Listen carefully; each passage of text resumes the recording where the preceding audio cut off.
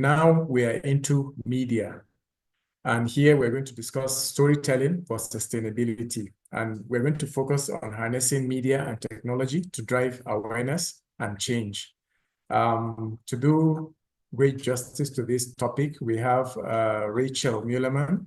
She's the founder of Bizz Academy and also recognized as a global top 200 women power leader or power leaders in the world. Welcome, Rachel. Yes, you're on mute. If you can quickly unmute yourself, then we can hear you. Hi, I'm live. You can hear me from Dubai, right? Yes. Great. Welcome, Great, Rachel. nice to see you. Thank you so much for inviting me here. Yeah, thank you. And next we have Mr. Kamri Apollo. He's a media consultant and also the CEO of Westbrooke and Marsh. He's also the general manager of Radio Now 95.3 FM in Lagos. Welcome, Kamri. Hello, Bello. Hello, Rachel. Good to be here, everyone. Yes, thank you very much. Glad to be here with you. So just as usual, we're going to go into 20 minutes of the panel discussion with the questions that I have, about 5 of them. And then we're going to give the last 10 minutes for audience to ask their own questions with regards to media. And when we say media, we not just mean traditional media, but also digital media space. So I'll quickly go into the question now without wasting much time. The first thing I want to know is, we talk about media storytelling, but for you, how can storytellers effectively harness the power of narratives, for example, to inform, to educate, and also to inspire actionable change and impact? I'll start with Rachel. For you, what's from your own experience, how can this really be achieved? So I absolutely love media, and I think it's given us an opportunity to touch people emotionally. There is no doubt whether we have 5 senses, and this empowers us to connect to each other, connect to the world, to connect to our possibilities, to connect to our futures. And so this media platform is about this emotional connection and using images and sound to really evoke these emotions and really make the most out of these communication channels, because it's not about just selling products and services anymore. It's about connecting to the audience and evoking emotion. And there is no other medium besides, like, look at us now, we're on video. We can see each other, we can hear each other, and we can really connect and make relatable experiences and be consumed by this human experience that we're all living today on the planet. And so it's a great way to just elevate that connectivity to such another level, right? Yeah, very informative and straight to the point, Rachel. And I think one question for you, Kamri, I know with all of your experience, not just, as I said, in the traditional media space, but also now in digital media, storytelling being effective, or media basically being effective to inform, inspire, and also educate people for actionable change. Absolutely. Media, especially in developing countries, is a very important tool if you want to affect the lives of the people. Most importantly, my attraction, what actually drew me to media, it's the power to educate. There's a general belief, there's a general logic that a better informed people tends to make better decisions. If you look at developing countries, information management compounds education. We operate a democracy, for example, yet people ask the question, are we better off now than we were during the military time when we're told what to do and this, that, the other? The short answer is basically a democracy is always going to be the best form of government because it involves the participation of the beneficiaries of any goods, policies, and so on and so forth. So the question then follows, why then are we lagging behind, especially in developing countries, Africa, Nigeria, to be more specific? I think information, education plays a significant role. If we are to realize the full benefits, the full potentials, or a fuller potential of democracy, then we need to collectively raise the intellectual capacity of the country, to a certain level where we can attain a critical mass where you have people who are better informed participating in governance, and then you'll start to see the effect of it. Because right now there's a lot of frustration and so on and so forth. People believe if I go to the polls and I elect someone, I've done my bit as a citizen, milk and honey should flow thereafter, but that's not how it works. We have different things negating against what a democracy is. For example, look at our traditional practices. I live and work in the southwestern part of the country, arguably the most intellectually advanced part of the country. And I come from the least developed part of the country, which is the northeast. So I'm able to draw a stark contrast between both societies and communities. And I'll tell you this, even in the Southeast, the most intellectually advanced one, the frustration is rife because, again, people do not understand. Take, for example, some of our cultural practices. The name, I don't know if there are any people from the Southwest here, just to use this example, the name Kabiesi is given to a traditional title holder, a chief of sorts, if you will. If you translate it literally, it means he who is not to be questioned. So things like this sort of negates the concept of holding public officials to account in a democracy, where you are expected to ask people who you have chosen, given the opportunity to serve the rest of us. You're expected to ask them questions. Oi, what are you doing?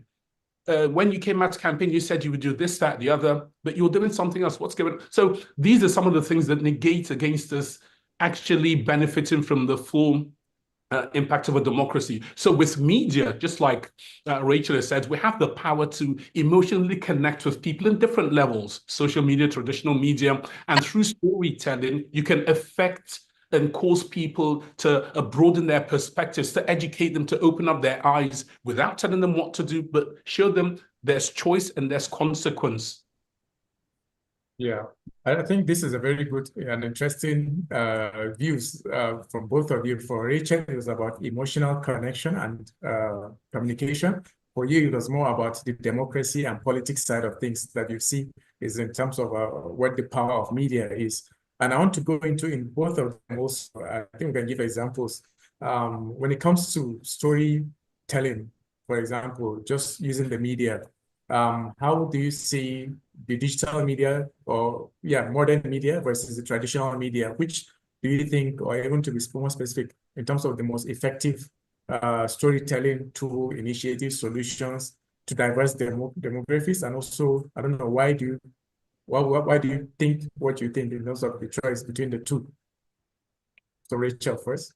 So I think, since TV evolved, we have been addicted to the screen, and now it's getting even more complex. The younger generation is jumping on this. And so when you ask about traditional media, television is a one-way direction. I mean, we're sitting on a Zoom link right now with people communicating at the same time. So the social media aspect of it and the technology has transformed into a two-way communication. And brands have all of a sudden, from having a screen where they can actually tell a story to then going on to another screen and people can communicate with that story, brands are now in a position where they're not the only storyteller. They have to tap into the power of their users or community, what people are saying, and really be customer centric to help guide that journey so that that perception and that experience that people are getting from that media. So the media itself actually has different ideas and concepts and has different communication with not only demographics of individuals, because television is going to be targeted for older people that may not be on the screens. And then on the actual digital devices, the different platforms have different demographic segments, right? And how they communicate. And so there's this variety of interactivity now that has become at the forefront of that storytelling. And it really depends on a number of components, but for anyone to have a fully 360 encompassing like a political agenda where they're trying to achieve everyone that's over a certain age to make sure that they get a message across,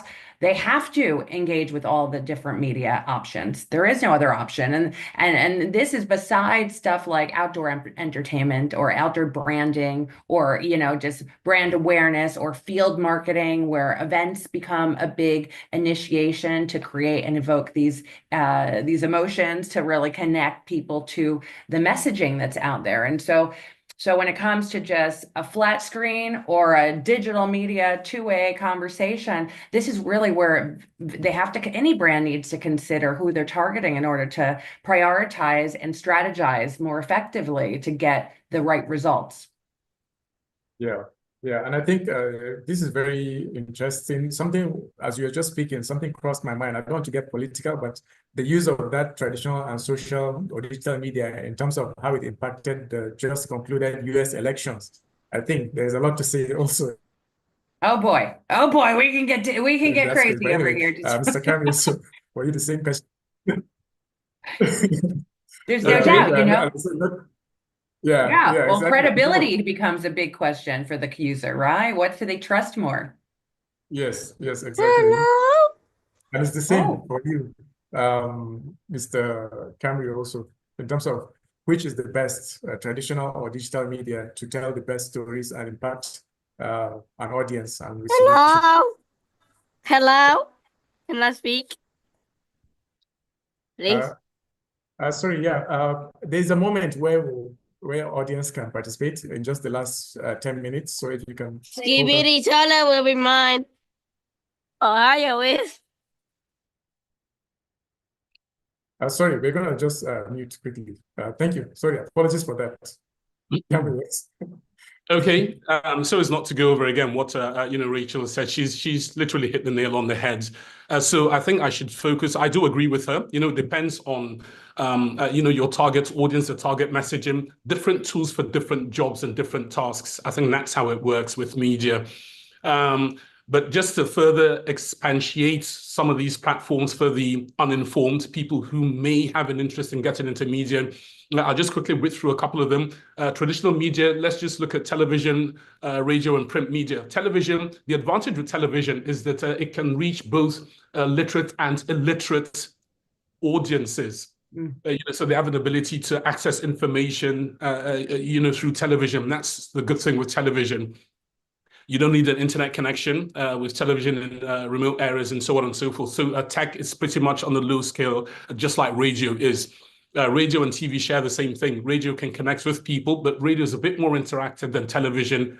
So you could drive, opinion-driven or debate sort of conversations to engage people and, hash out ideas. That's what you get from radio and TV. Print media, on the other hand, contrary to what the young generation believe, it's still important. Okay. I don't believe anything in life is totally rendered obsolete. Take, for example, the two-way radio walkie-talkies. You've got phones with 5G technology, but Motorola and its two-way radios, they're still selling and making a brisk business because it's still going to be relevant. Same thing with communications and information management.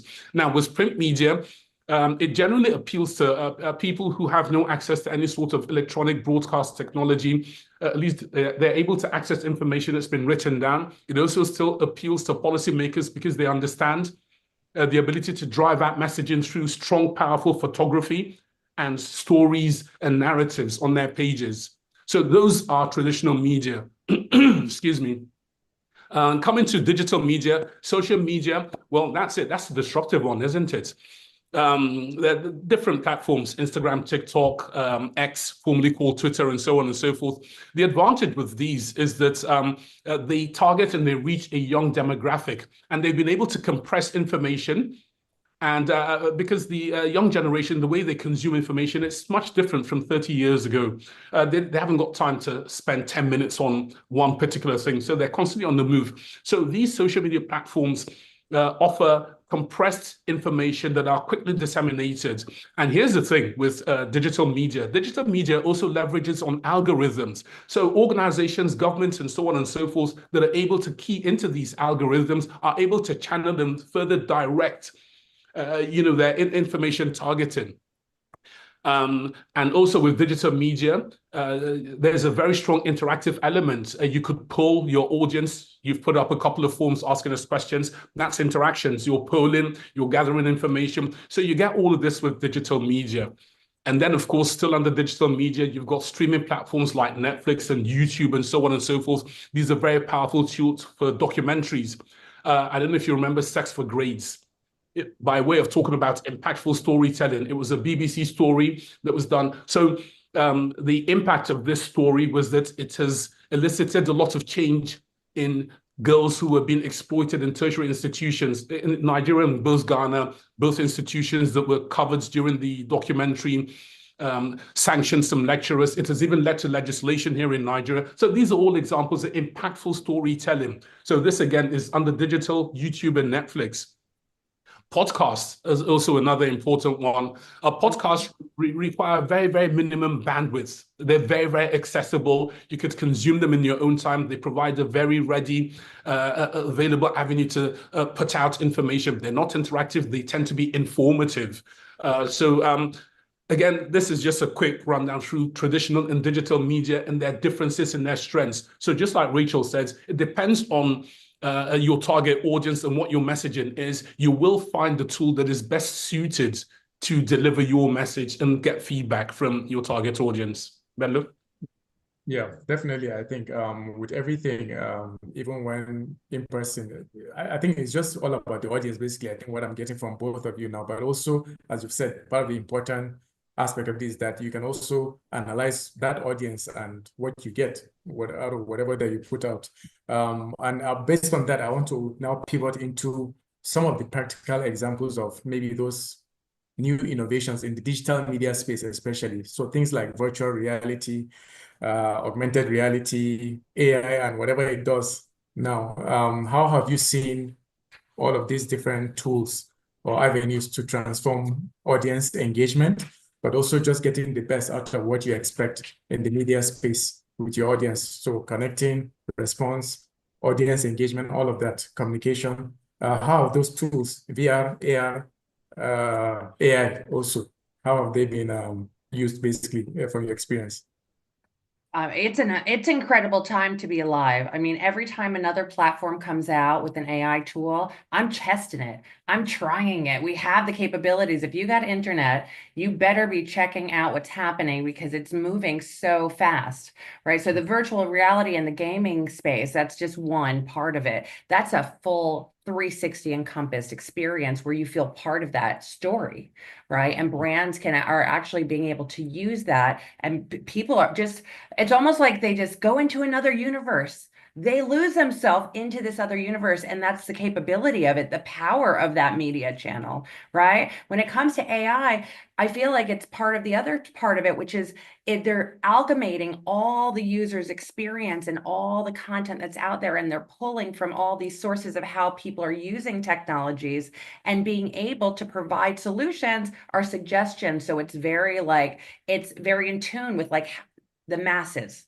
Right. And I think, and just the option. So now every human's brain is available on some of these platforms and some of these devices and some of these softwares that are just utilizing this to multiply the creative aspect of it and be able to optimize what the tools are actually there to do and create to really drive results, which, I mean, no doubt. I just taught I have kids that are 6 and 8 years old. I had them on ChatGPT the other day playing with the image generator, and I just was using it to let them create.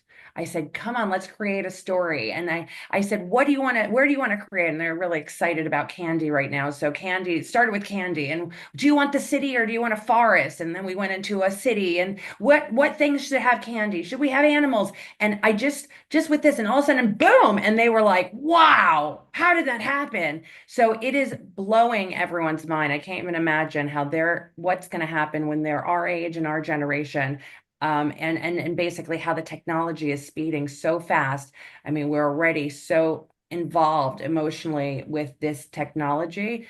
it's really hard to conceptualize what's going to happen in the future around it. But I do encourage everyone listening, every entrepreneur that has a business, that they need to have this technology as a foundation of how their business connects to their customers, right? No matter who their customers are, and understanding that what's available, because there's quite a lot out there. It could be easy to get lost in the options, but really finding out what appeals to you, what appeals to your audience, where they're being found, and how you can connect to them more efficiently, because that's going to be the winning game. That's going to be the winning game piece as our youth of today is, continues to get shorter attention spans. We're going to have to figure out how we're going to gamify their world, from the real life experience, and really incorporate brands and products and services in order to keep and captivate their attention. That's going to be the true challenge. Yeah, it's almost like as much as it's scary, you are also curious and excited about what's happening. And I think that balance needs to be, we don't know where it's going to head to, as you said, even especially with the kids or younger people now, they can do so much more than what we see or what we are imagining for ourselves. And I think maybe for you, Kamri, also the use of these other innovations like AI, augmented reality, virtual reality, especially in the media space also, what people are able to create, like what Rachel just said earlier. For you, what have you seen in terms of how best they can be used and maybe advantages and etc. basically? I think you're on mute. Yeah, you can unmute yourself, Kamri, or admin if you can unmute him. Apologies for that. Yeah. Yes. Okay. Thank you, admin. All right. Well, these emerging technologies, they're a fantastic thing. It's a whole new world. In our newsroom, one of our core principles is self-development. So myself and the editor-in-chief, that's my boss, Kadria Ahmed, we're very, very much interested in embracing these new technologies. In the last session you held, I think there was a comment about AI coming to take over people's jobs. No, that's not it. The world is changing. Humankind, I beg your pardon, we exist in a constant state of dynamism. And I think it's everybody's responsibility to try to meet up with these changes so that you're not redundant. The way we do things, the way we go about our lives, we are constantly changing and evolving. The way I'm acting today is different from what my forebears did 50, 100 years ago. So there's a need to change and meet up. So AI has given not just AI, these emerging technologies, they are different, aren't they? And they've given us an opportunity to literally bring people into the heart of storytelling. Augmented reality, virtual reality, AI, they give us that opportunity. And they're all different in their own way. Virtual reality, for example, we haven't seen so much of that here in our neck of the woods due to certain factors, cost, and so on and so forth, which we can go on and list. The main difference, again, just to explain for the uninformed, virtual reality literally gives you a first-hand experience of the story. So it really immerses the audience inside of the story, whereas augmented reality it sort of overlays this beautiful world over a real world. Take, for example, I don't know what best to describe it. I remember the Pokemon craze that went on, abroad, where people went around looking for Pokemons. They're not actually there, but you see them on your phone when you turn it on and you scan around with your phone. It's sort of again, overlays this virtual world on the real world. So it's a bit different from virtual reality, which puts you using the right proper headgear and so on and so forth inside of the story. So these are powerful, amazing things. One of our sister stations, well, not sister stations, one company we tend to collaborate a lot with in our storytelling as a newsroom is Human Angle. Human Angle is doing fantastic work in bringing some of the stories from northeastern Nigeria. They cover a lot of the conflicts, the extended Boko Haram crisis that has gone on there, the fallout, climate change, Lake Chad shrinking, conflict, and all the problems there. So they're finding new ways using technology. Again, it's very expensive to immerse people in the story. It's different if you read about somebody's story and what happened to their family when the bandits came in and did this, that, the other. It's one thing for you to read about it. It's yet another thing for you to put on the right equipment and take a walk through their village that has been devastated. And, you see the destruction there, and it really puts you right in there. So there is, again, back to what Rachel pointed out, there's a very strong emotional connection with emerging technologies because it puts you right inside the heart of storytelling. With personalization, that's where AI comes in. Rachel, just like your kids, I'm currently having a great time exploring with AI. There's so many tools available. We are a news and current affairs station, but we cover everything else as well as we are expected to. Take, for example, there's a huge challenge in Nigeria. There's a lot of information and data that we like to collect. Right now, we have a government that is talking to us about the state of the economy, saying things are getting better, but people on the streets are saying, hey, I'm skint. I haven't got any money in my pocket, nothing in my kitchens and this, that, the other.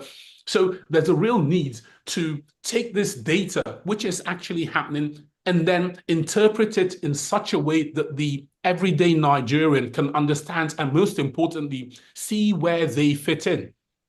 Somebody who repairs bicycles is not bothered about your gross domestic product. That's a national big figure talking over their heads. But with AI, what we're able to do, using the right tools, we're able to aggregate all this information, put it through the tool, and the tool generates content and storylines based on the data and information. And then we are able to tweak it further and then present it in such a manner that the everyday Nigerian can, engage with. So again, these emerging technologies, they are very powerful tools. And I urge everyone, you don't have to be a media person. Look, it's fun. It's fun. Okay, you can never learn too much. Just go out there. There are no wrong answers. There are no mistakes. Learn, learn, learn. It is the future, and it's here. Absolutely. Yes, exactly. And I think, as you said, everybody is actually a working media. There's a question in the chat box, and I'll connect the two questions together and comment. I know Robert, sorry, I don't know how to pronounce the surname, Bukaru. He mentioned that he's a 9-year-old, and he's talking about how important social digital media like TikTok is, which of course he has used it to learn about different things like maybe financial intelligence, financial literacy, and things like that through TikTok. And as we've seen, most of the audience on digital media are very young people now. So I want to connect what he said, his comments, to a question by Fatima, which is that this audience that we're looking for, or that general companies are looking for, which is the young generation, just like Robert using TikTok, Instagram, Twitter, and all of those platforms. They are not regulated. And part of government's concern is in terms of fake news and stuff like that. However, the dilemma is that the audience that we're looking for are using those platforms like what Robert mentioned, TikTok and the rest.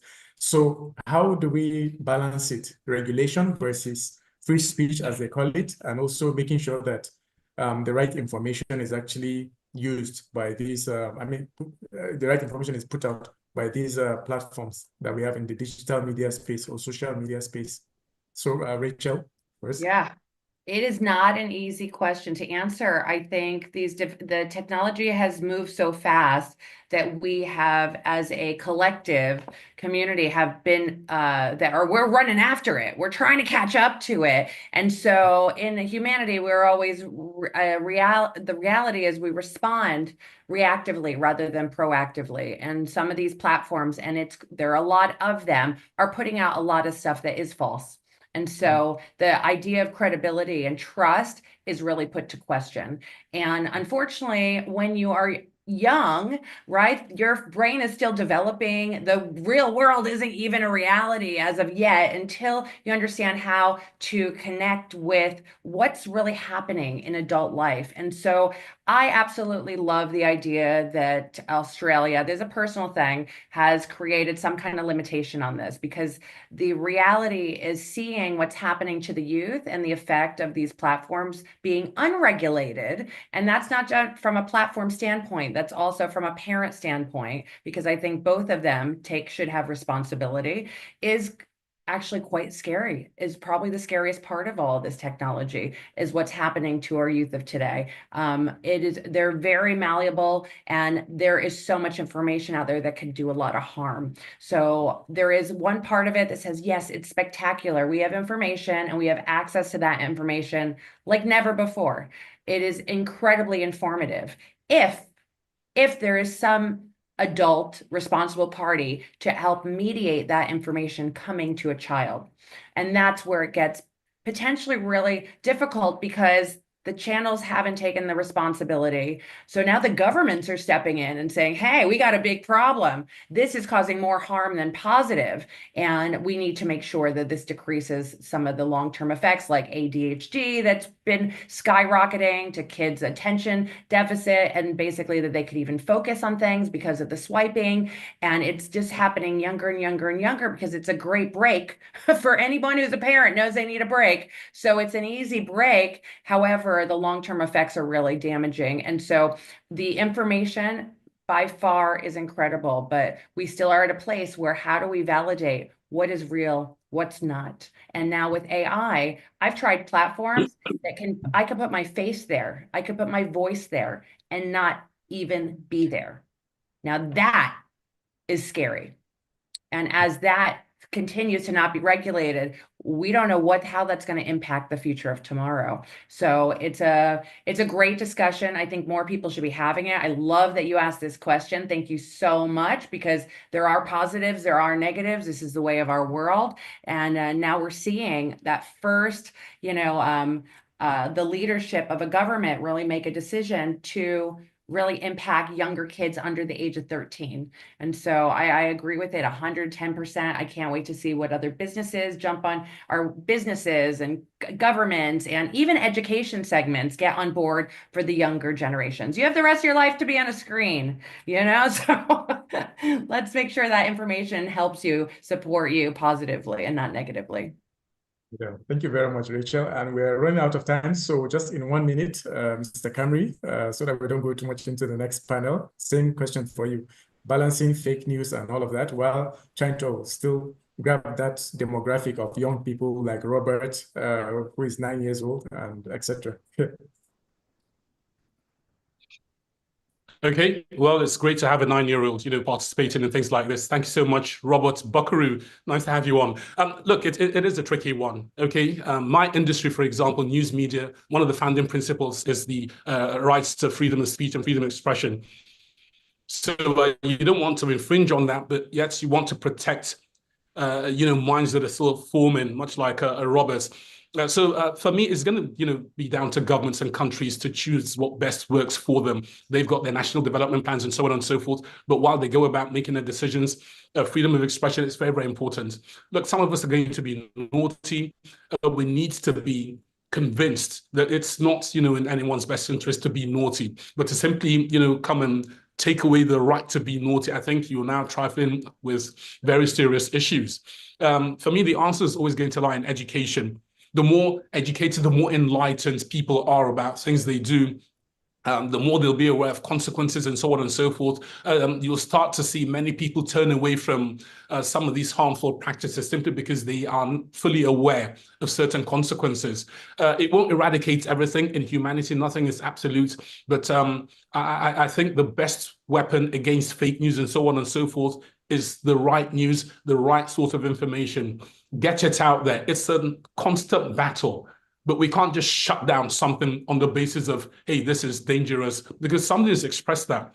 You're trifling with very tricky areas now.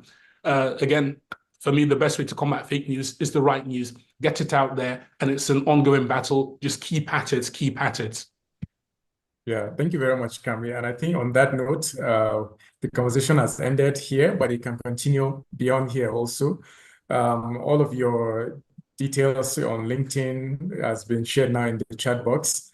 Thank you, Rachel. Rachel is the founder of Bizz Academy, based in Dubai, I believe, at the moment, and also one of the global top 200 women power leaders. And then Mr. Kamri is the CEO and education consultant, but CEO of Westbrooke and Marsh. He's also the general manager of Radio Now 95.3 in Lagos, Nigeria. Thank you very much for both of you, and much appreciated.